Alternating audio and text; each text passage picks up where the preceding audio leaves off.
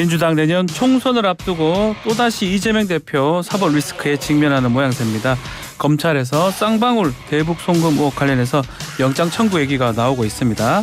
더불어민주당 이원우 의원과 통일부 장관 후보자 청문회, 또 윤석열 대통령 장모 법정 구속 등 전국 현안까지 살펴보겠습니다. 안녕하십니까? 네, 안녕하십니까? 자, 먼저 이 질문부터 해보겠습니다. 국회 외통위 의원이시잖아요. 자, 김용호 통일부 장관 후보자 청문회가 있었는데 보고서 채택 없이 종료가 됐습니다. 민주당 입장은 어떻습니까? 그 말씀 드리기 전에 한 말씀 드리고 시작해도 되겠습니까? 네네. 최근에 청년들의 잇따른 희생들이 있어가지고요. 굉장히 한국 사회에 이게 우리가 지켜가야 할 병폐가 아닌가 생각이 들고 예천의 수해 복구 현장에 갔던 우리 최수근 상병님 그리고 2000년생이더라고요. 서희초등학교 선생님은 정말 그 젊은 청년이시던데 운명을 달리하셨고 또 신림역의 묻지마 칼부림 사건으로 인해서 또 그 청년이 희생이 됐는데 고인들께 먼저 그 애도의 말씀을 먼저 전하면서 그 인터뷰를 이어가도록 하겠습니다. 그 통일부 장관 인사청문 보고서 말씀을 하셨는데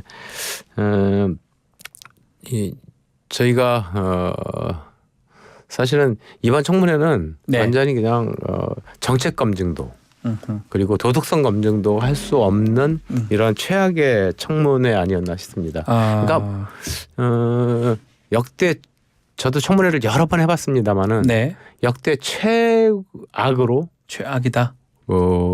자료 제출을 거부했습니다. 그러다 보니까 뭐 이건 검증 자체를 할 수가 없었고요. 특히나 검증에 있어가지고 핵심 정책적 검증, 뭐 도덕 검증 이렇게 나온다면 도덕 검증은 여러 뭐 과연 위장 전입을 했는지 아니면 집을 살 때 재산 형성 과정은 어떻게 됐는지 등등을 해야 할 텐데 98년대의 음마 아파트를 사시거든요. 근데 단 한 1원의 대출도 없이 사세요. 근데 그것이 미국에 유학을 갔다 온 직후에 사십니다. 그러면 그 돈 재산 형성 과정이 어떻게 됐는지에서 당연히 우리 국민들은 알 권리가 있지 않겠습니까? 그런 것들에 대해서도 전혀 자료 제출을 안 하셨고 그리고 정책 검증의 핵심이라고 할 수 있는 거는 이분이 최근 수년 동안 그 유튜버 활동을 해오셨는데 그 후보자가 내정되자마자 그 유튜버를 폐쇄해 버리셨어요. 그래가지고 그 복구해라. 복구하는데 시간 많이 안 걸립니다. 라고 해도 끝까지 복구를 안 하고 그냥 저희가 그래서 할 수 있는 방법이 없었고요. 그러다 보니까 내정되고 나가지고 바로 직후에 그냥 제목이라도 저희가 이제 검색을 해놓은 것들이 의원들이 있었는데 그 제목을 보고 그리고 아주 일부 제목에서 워낙 황당한 내용들은 이제 다운받아놓은 것들이 있어서 그런 거를 통한 일부의 검증이 좀 이뤄졌는데요. 근데 유튜브 활동을 하시면서 뭐 시진핑 중국 주석의 을 제거해야 된다. 뭐 김정은 정권을 타도해야 된다라고 하는 등의 내용들을 올리셔요. 근데 최소한 통일부 장관은 대화의 채널을 만들고 국가가 아무리 서로 어려운 관계가 처하다 하더라도 관계가 아무리 어려워진다 하더라도 그 대화의 채널을 복원하고 조금이라도 그 채널을 유지해야 되는 그 자리인데 공개적으로 김정은 정권 타도해야 된다. 시진핑 정권까지도 제거해야 된다라고 하는 말씀을 하신 분이 통일부 장관으로 적합한가 하는 거에 대해서는 의문의 여지가 굉장히 많았고요. 저희가 청문회 하는 과정에서 민주당 의원들은 대부분들이 사퇴하거나 아니면은 대통령께서 임명하지 말아야 된다라고 하는 말씀들을 해왔었습니다. 대북관이 지금 좀 문제가 된다라고 하는 거로 들리고요. 또 보니까 박근혜 전 대통령 탄핵당할 만큼 잘못한 거 아니다라고 또 생각한다 이렇게 발언했던 부분 그것도 문제가 되는 것 같습니다. 그것도 문제가 되고요. 그리고 또 이제 많은 부분들은 내용을 자기가 내정된 이후와 내정된 이전에 했던 발언들을 또 번복했다라고 하는 겁니다. 그래서 뭐 이제는 국무위원으로서 자기가 예전의 생각을 바꿀 수도 있다라고 말씀을 하시는데 제가 한번 여쭤봤어요. 제가 직접 여쭤본 질문 중에 하나는 만약에 권력과 학자적 소신 부딪힌다라고 했을 때 어느 네. 걸 우위에 두시겠냐라고 했더니 그건 당연히 학자적 소신이다. 라고 말씀하시면서도 불구하고 실제로 인사청문회 자리에서는 유튜브라든가 뭐 여태까지 각종 언론을 통해서 아니면은 논문을 통해서 뭐 칼럼을 통해 가지고 남긴 내용들을 완전히 뒤집어 버렸죠. 자, 어쨌든 간에 윤석열 대통령은 뭐 반대를 해도 임명을 강행할 것 같은데 이 정부에서 이 통일부 역할 어떻게 될 것 같습니까? 어떤 역할을 기대할 수 있을까요? 아까도 말씀드렸듯이 통일부라고 하는 네. 거는 지금 뭐 결국은 지금 문재인 정부 때도 후반기에 남북 관계가 굉장히 경색됐는데요. 네. 북핵을 둘러싼 북한과 미국과의 관계가 워낙 악화되다 보니까 이제 경색됐을 뿐이 없었던 네. 조건이고 실제로 앞으로도 북미 관계가 남북 관계를 규율하는 데 있어 가지고 보다 더 근본적인 문제이다라고 하는 것이 그 시각으로 이제 남북 문제를 봐야 되는 문제가 네. 있는데 통일부는 그런다 하더라도 최소한의 대화 이권은 가지려고 노력을 해야 된다는 겁니다. 네. 그래. 뭐 아무리 북미 관계가 북한의 입장에서도 아무리 북미 관계가 나빠진다 하더라도 남한의 저 정도의 사람이 저런 관계를 맺을 수 있고 최소한 마지막 최후의 보루는 네. 대화의 통로는 가질 수 있어. 그리고 이제 그것이 꼭 남한과 북한과의 직접적인 관계뿐만이 아니고 러시아라든가 중국의 네. 관계를 통해 가지고 주변 4강 일본의 관계를 통해 가지고라도 그런 관계들을 복원하고 만들어가려고 하는 노력들이 필요한 거죠. 그런데 현재로서는 지금 통일부 장관을 내정하신 거를 봐도 북한에 대한 극우적 네. 태도로 윤석열 대통령께서 계속 대한다면 그리고 중국에 대해서도 그런 극우적 관점으로 대한다면은 아마 남북 관계는 더 경색됐을 뿐이 없지 않을까 싶습니다. 네. 자, 지금 또 논란이 되고 있는 게 쌍방울 대북 송금 의혹 사건에서 이화영 전 평화부지사의 진술 번복 부분입니다. 뭐 지금 옥중 편지까지 지금 보내온 상황. 지금 현재 상황 어떻게 보고 계십니까? 구체적 팩트는 모르겠습니다. 그러니까 예. 이건 실제로 뭐 이제 검찰발 정보가 흘린 거에 의하면 뭐 이화영 전 부지사가 이제 신경의 변화를 일으켰다라고 하고 이화영 전 부지사의 부인은 그렇지 않고 검찰의 회유와 압박에 의해 가지고 어쩔 수 없이 그렇게 한 것이다라고 하고 네. 이화영 부지사는 또 이제 옥중 편지를 보내면서 그렇지 않다. 만난 것은 인정했지만 내가 돈을 대북 송금을 요청하거나 변호사 한 거는 없다라고 하는 거 말씀을 하셨는데요. 근데 최종적으로는 이번 주 아마 내일로 알고 있는데요. 네.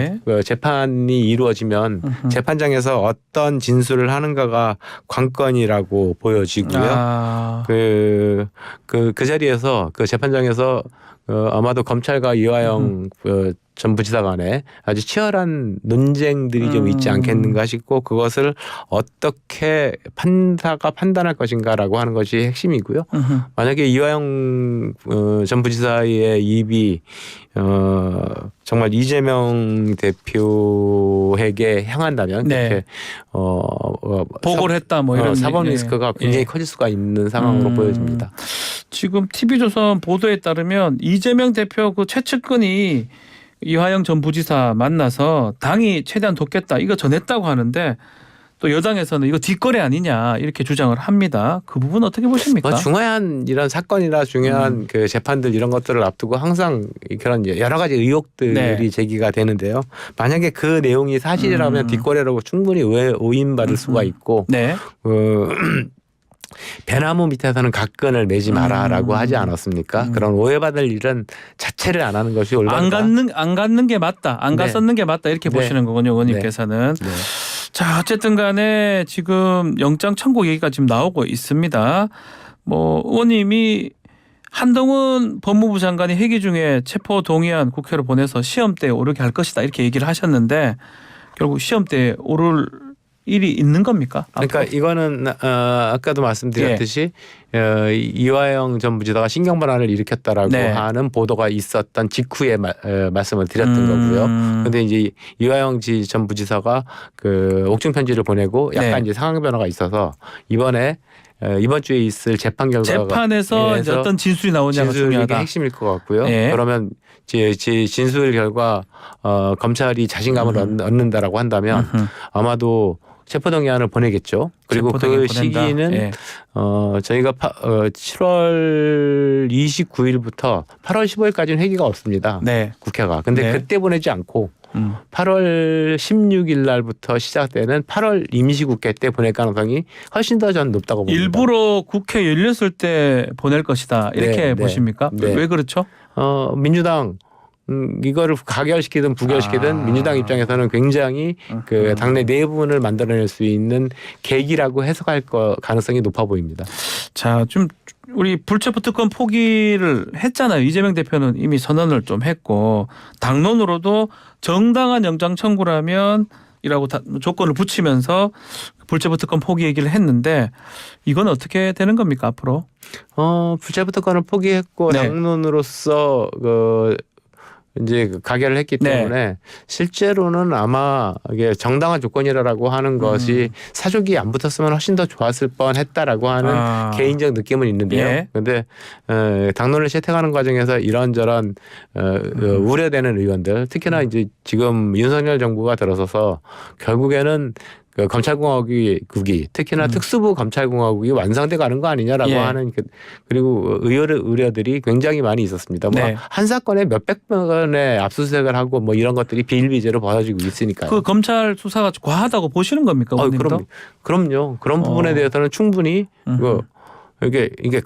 저는 이렇게 생각합니다. 검찰이라고 하는 거는 그래 대부분의 그 사건이 이제 그 경찰이라든가 이런 데서 마무리가 됐어. 그러면 부족한 부분 압수수색 딱딱하고 한 몇 번으로 끝내고 이게 검찰이지. 기소하고 그냥 막 칼을 막 무당이 칼을 휘두르는 듯한 느낌을 주고 수백 번의 압수수색을 하는 것들은 이건 검찰의 자질 자체가 지금 아주 그런 우스워지는 상황이다. 정당한 체포 동의 아닙니까? 그렇게 조사해가지고 영장을 청구했다는 거는? 아니 근데 그런 부분들이 그러니까 그런 것들에 대한 우려 때문에 저희가 당론 채택을 할 때 정당한이라고 하는 사덕을 붙이긴 했지만 실제로는 앞으로 제가 볼 때는 진행되는 것은 대부분이 아마 그 체포동의안이 들어왔을 때 정당한이라고 하지 않는다 하더라도 그것을 가결시킬 가능성이 민주당 입장에서는 굉장히 높아질 것이다라고 생각하고 있습니다. 그 체포 동의안이지 뭐 들어온다고 이거 가정이긴 한데 이럴 때 이재명 대표가 혹시나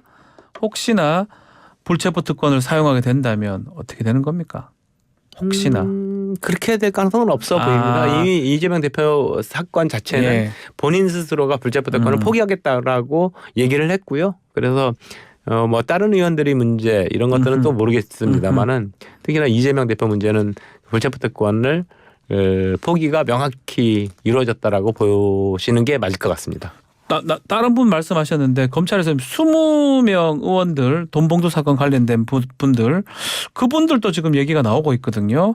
총선 앞두고 이게 계속 당이 한 명 한 명씩 시험 때 오를 것 같은데요. 특정했다고 하는 보도가 나왔지 않습니까? 그래서 근데 그 20명 전체를 그 체포동의안을 들어온다라고 하는 거는 불가능해 보이고요. 그러면 그 중에 일부 이제 명확하게 자기네들이 판단했을 때 이거는 정확하다라고 했을 때는 체포동의안에 들어올 가능성이 있죠. 근데 아직까지는 뭐 아무런 조사조차도 이루어지지 않고 있는 걸로 알고 있어서 먼저 소환 조사들이 어떻게 이루어지는가를 먼저 봐야 될 것 같습니다. 자, 김남국 의원 지금 문제 이것도 좀 문제가 되고 있는데 탈당을 해서 무소속이긴 하지만 윤리특위가 지금 제명 권고를 했거든요.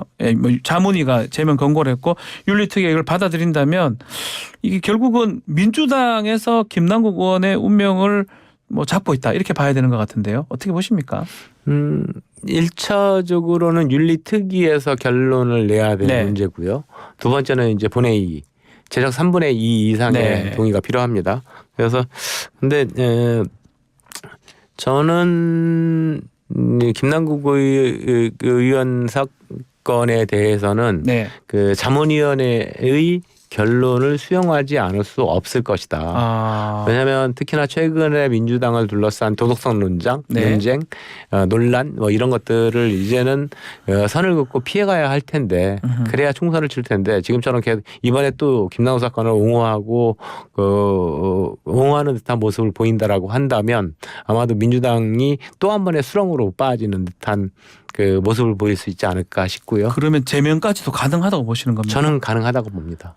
3분의 1, 제가 3분의 1까지 또 그렇게 가야 된다고 보시는 가야 건가요? 되고요. 아하. 자, 김남국 의원 이 코인 이것 때문에 민주당이 뭐 등등 이거 뭐 돈봉투 의혹도 있습니다.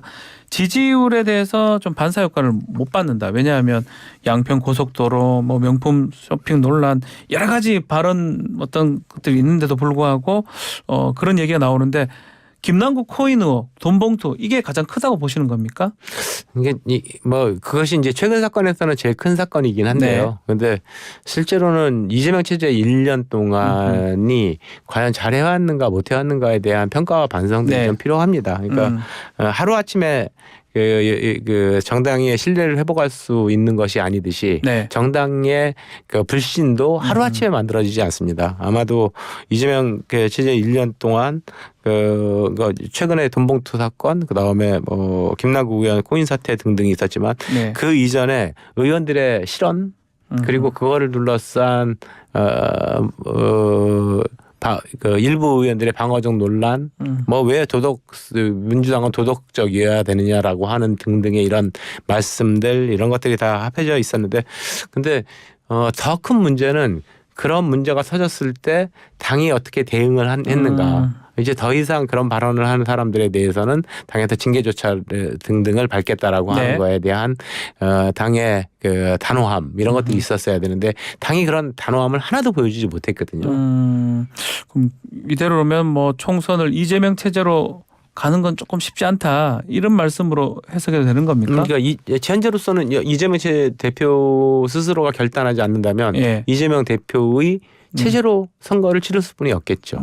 그렇게 된다면 결국은 총선이 쉽지 않다 그런 말씀으로 들리기도 하는데. 총선은 지난주에 그 여론조사 MBS 언론사 공동의 여론조사에 따르면 민주당이 뭐 거의 한 10% 뒤지는 걸로 나왔고요. 특히나 서울 지역에서는 뭐 사례수가 아주 많지는 않아가지고 그것이 얼마큼 신뢰성을 보여줄지 모르겠습니다만 32대 16이 났습니다. 그래서 국힘에 비해서 더블로 뒤지는 2분의 1로 뒤지는 정도의 그 민주당 지지도가 나온 거는 아주 충격적입니다. 그 당시 제가 봤더니 그 응답률 여론조사 응답률이 한 18% 정도 되더라고요. 그러면 굉장히 신뢰 수준이 높은 응답률인데 거기서 32대 16으로 국힘에 비해서 뒤지는 걸로 나오는 건 서울 지역과 그러한 비슷한 지역. 뭐 예를 들어서 이제 3년 전 선거 때 총선 때 21대 총선 때 3 내지 5천 표 정도의 표 차이를 낳아서 이긴데 신승이라고 하는데요. 그런 곳은 아마도 이 상태가 계속 지속된다면 대부분 패배를 각오할 수뿐이 없는 상황 아닌가 싶습니다. 알겠습니다. 시간이 다 돼서 오늘 말씀은 여기까지 들어야 될 것 같습니다. 자, 이원욱 더불어민주당 의원과 함께했습니다. 감사합니다. 네, 고맙습니다.